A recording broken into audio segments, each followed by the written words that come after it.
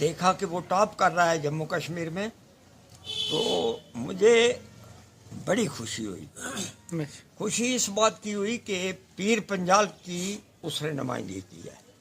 یہ ثابت کیا کہ پیر پنجال خطہ نہ تو وہ وادی چناب سے پیچھے ہے، نہ وادی کے زرخیز علاقے سے پیچھے ہے، نہ جموں راجدھانی جو ہے اس سے پونچھ رجوری کا یہ علاقہ پیچھے ہے۔